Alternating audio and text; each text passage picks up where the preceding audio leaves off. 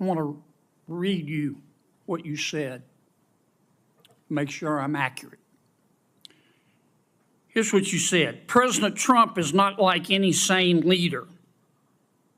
I'm very proud of General Milley for saying that President Trump is a total fascist. You think you're smarter than the American people, don't you? Wow, that's the clip everyone's talking about? That confrontation between Senator Kennedy and the general is easily one of the most revealing moments from a hearing in a long time. This is exactly why Kennedy stands out. He cuts straight through the noise. It's what it looks like when someone challenges a top official without hesitation. He doesn't just ask questions, he dismantles arguments that come off as condescending. He comes prepared, brings the facts, and doesn't hold back. Let's watch the full video and then break down exactly what happened in that exchange. General, Yes, you sir. believe in open borders, don't you? I believe in the rule of law, sir. Right. And it makes you angry that President Trump does not believe in open borders, doesn't it? Senator, I'm not here to discuss immigration policy. I'm here to discuss whether or not we use the military to enforce it.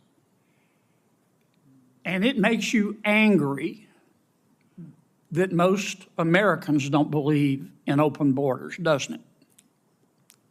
Not in the slightest, sir. Again, I am not here to discuss the immigration policy. Yeah. Duty, honor, respect, you talked about that Yes, in Senator. your opening statement. On October 14th of this year, you went on CNN. I want to read you what you said, make sure I'm accurate. Here's what you said. President Trump is not like any sane leader. I'm very proud of General Milley for saying that President Trump is a total fascist. To Bob Woodward, if he, as chairman of the Joint Chiefs, is calling the president a fascist, I'm so proud of him for breaking that barrier. The challenge is because most MAGA Republicans, they don't understand what fascism is. The reality is that they are, in fact, fascists themselves. Did I read that accurately? Senator, I am happy to discuss my personal perspectives with you separately at any time. That's not the purpose of the hearing today. Did I read that accurately? I believe so, yes. Yeah.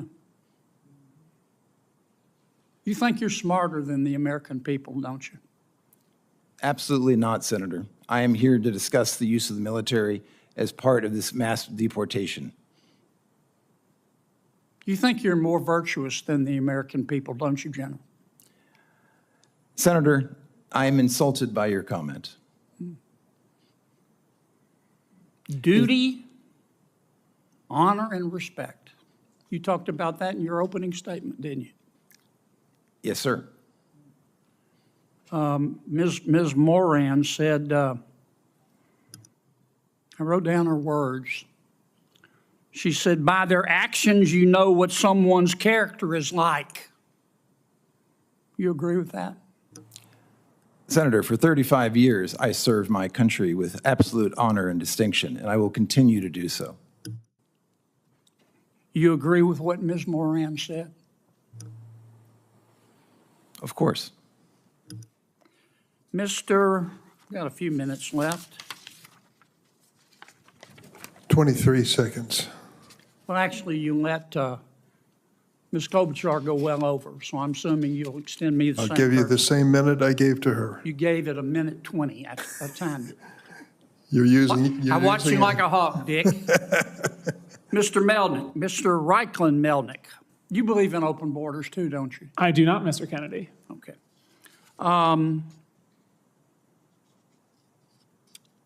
November 1st, 2022, you tweeted, both Texas and Louisiana have their knives out for black immigrants. Do you remember that tweet? I don't, but it's quite possible. What Texans, it's not only possible, it happened.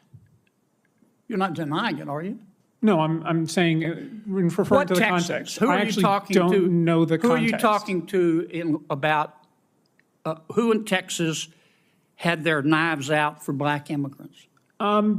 Guessing the context, but my suspicion is Give that me it a has to name. do the Give me a Attorney name. General Ken Paxton and Give the me a Attorney name. General of Give me a Louisiana. name. I just did. You don't have a name, do you? I just said Ken Paxton. You don't have a name, do you? You just said it, didn't you? Just said Ken Paxton. All right, how about Louisiana? You said Louisiana has its knives out for black immigrants. Who in Louisiana were you talking about? Again, I'm not certain. That was 2 years ago, and as I'm sure you know, much has happened in the last 2 years. Well, did you say it?